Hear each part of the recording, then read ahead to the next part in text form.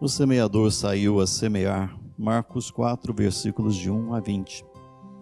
Naquele tempo, Jesus começou a ensinar de novo às margens do mar da Galileia. Uma multidão muito grande se reuniu em volta dele, de modo que Jesus entrou numa barca e se sentou, enquanto a multidão permanecia junto às margens, na praia. Jesus ensinava-lhes muitas coisas em parábolas, e em seu ensinamento dizia-lhes: Escutai, o semeador saiu a semear. Enquanto semeava, uma parte da semente caiu à beira do caminho. Vieram os pássaros e a comeram.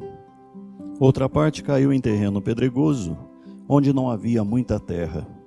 Brotou logo, porque a terra não era profunda, mas quando saiu o sol, ela foi queimada. E como não tinha raiz, secou. Outra parte caiu no meio dos espinhos. Os espinhos cresceram, a sufocaram, e ela não deu fruto. Outra parte caiu em terra boa e deu fruto, que foi crescendo e aumentando, chegando a render 30, 60 e até 100 por um. E Jesus dizia: Quem tem ouvidos para ouvir, ouça.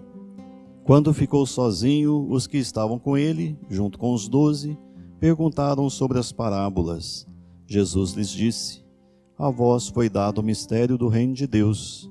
Para os que estão de fora, tudo acontece em parábolas, para que olhem, mas não enxerguem, escutem, mas não compreendam, para que não se convertam e não sejam perdoados. E lhes disse: Vós não compreendeis esta parábola?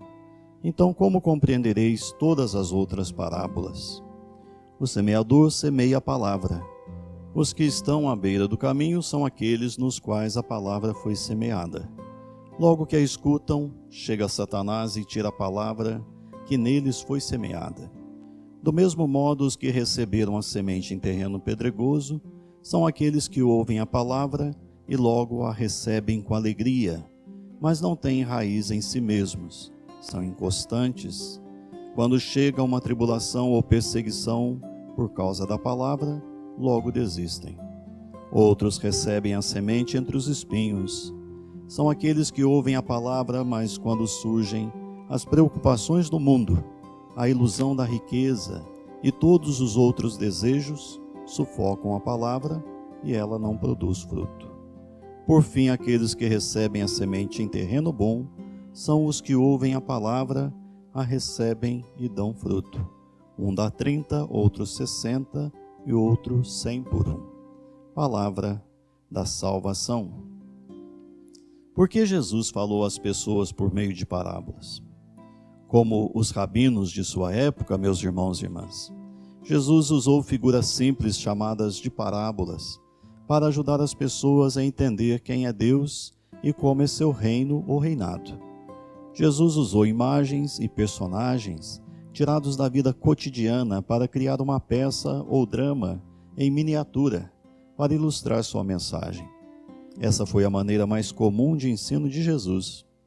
Suas histórias atraíam jovens e velhos, pobres e ricos, e também eruditos e iletrados. Mais de um terço dos evangelhos de Mateus, Marcos e Lucas contém parábolas contadas por Jesus. Cirilo de Alexandria, um professor da igreja primitiva, ele descreveu o propósito das parábolas de Jesus da seguinte forma: as parábolas são imagens de palavras, não de coisas visíveis, mas sim de coisas da mente e do espírito. Aquilo que não pode ser visto com os olhos do corpo, uma parábola revelará aos olhos da mente, informando a sutileza do intelecto por meio de coisas perceptíveis pelos sentidos e, por assim dizer, tangíveis. O que a parábola das sementes e raízes nos diz sobre o reino de Deus? Qualquer agricultor atestará a importância de um bom solo para fornecer nutrientes para o crescimento.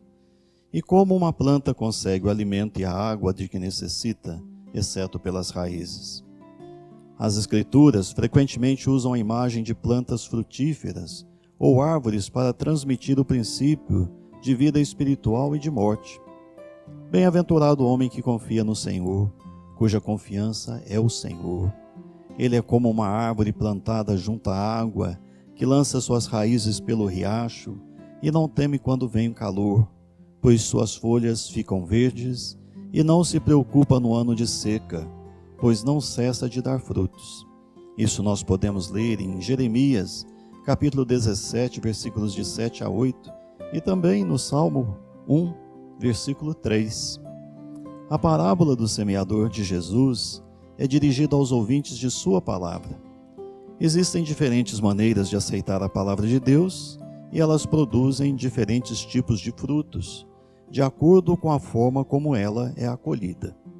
Existe o ouvinte preconceituoso que tem a mente fechada. Essa pessoa é incapaz de ser ensinada e cega para o que não quer ouvir. Depois há o ouvinte superficial. Ele ou ela não consegue pensar nas coisas ou pensar nelas mesmas, carecem de profundidade. Essas pessoas podem inicialmente responder com uma reação emocional, mas na medida em que o tempo passa, a mente vagueia para outra coisa. Outro tipo de ouvinte, meus irmãos e irmãs, é a pessoa que tem muitos interesses ou preocupações, mas não tem a capacidade de ouvir ou compreender o que é realmente importante.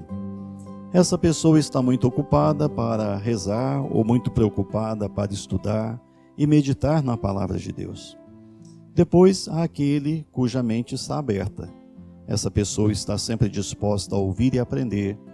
Ele ou ela nunca fica muito orgulhoso ou ocupado para aprender. Eles ouvem para entender.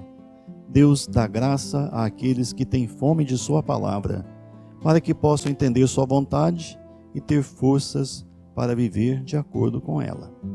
O Senhor Jesus nos dará olhos aguçados e ouvidos atentos para entender a mensagem de seu reino, se nos aproximarmos dele com fé, humildade e prontidão para sermos ensinados. Os orgulhosos não podem ver nem ouvir a verdade do reino de Deus, porque confiam apenas em suas próprias opiniões e percepção do que é verdadeiro ou real. Eles fecharam suas mentes para a verdade sobrenatural de Deus e sua palavra. E você, meu irmão, minha irmã, você aborda a palavra de Deus com confiança e humildade ou com orgulho e ceticismo? Rezemos. Senhor Jesus, a fé na tua palavra é o caminho para a sabedoria, e ponderar o teu plano divino é crescer na verdade. Abra meus olhos para as suas ações e meus ouvidos para o som de seu chamado, para que eu possa entender sua vontade para a minha vida e viver de acordo com ela. Rezemos, meus irmãos e irmãs, meu Senhor e meu Deus, esteja sempre à minha frente, indicando-me por onde eu devo andar.